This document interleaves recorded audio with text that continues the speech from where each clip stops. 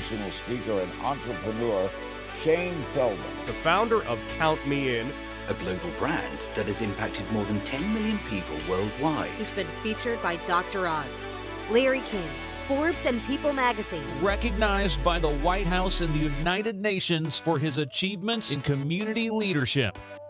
He has literally traveled across the globe researching the most innovative examples of community. It is my pleasure to introduce to you Shane Feldman.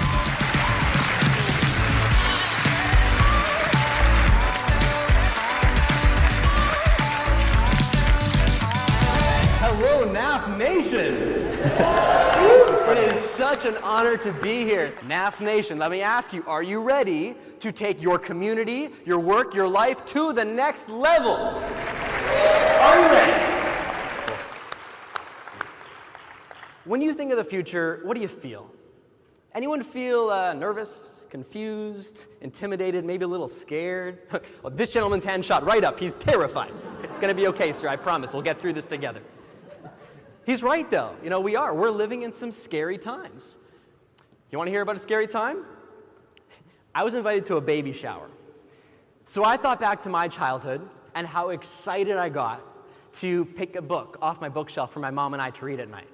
So I went out and got this bundle of the most classic children's books, brand new hardcovers, wrapped them up, put a nice little bow on top. I went over to the baby shower, went over to set them down on the gift table, and right next to mine, an iPad. An iPad. This baby's just born. Doesn't know how to do anything yet, an iPad. What's he gonna do with it? It's heavier than he is. Now, don't get me wrong. I love my iPad, iPhone, iMac, ibuprofen. I've got it all. Big fan. But this is a baby we're talking about. Do you think maybe it's possible we're bringing it just a little too soon? Maybe? Scary times. You know what I find fascinating and grounding? You want to know what calms me down? When I remind myself that we have far more control over the future than we often realize. Don't we? I mean, the future isn't written for us. We get to create it. I think it's our greatest responsibility, our greatest opportunity to be future ready. You look around today and everything is different.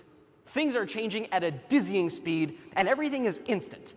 Instant messaging, instant dates, instant access to movies and TV shows.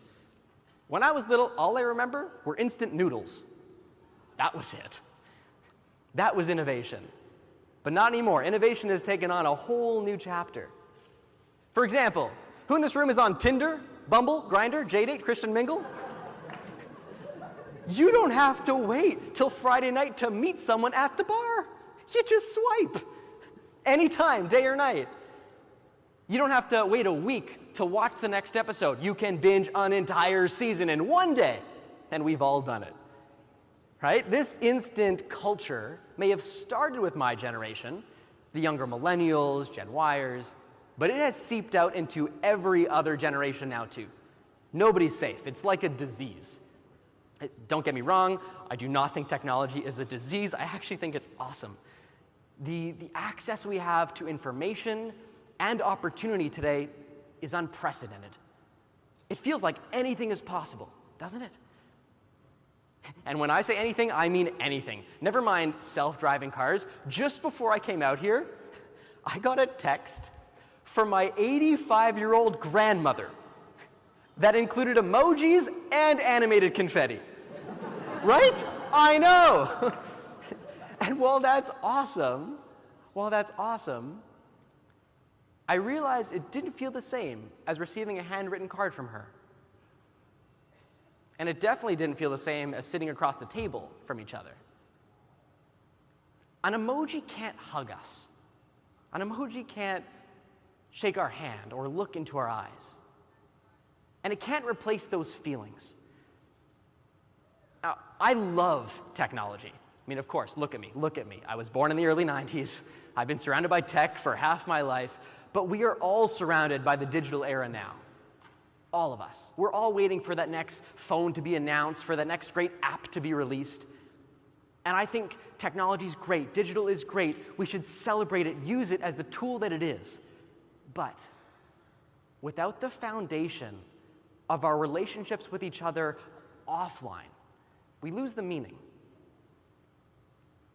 Without the foundation of our relationships with each other offline, we lose the meaning. I remember as a little kid playing on the porch with my mom and reading books. It was always books and trains. I loved books and trains. Or a book about trains, even better. Or reading a book about trains while on a train, the best. My childhood was naturally rich with connection.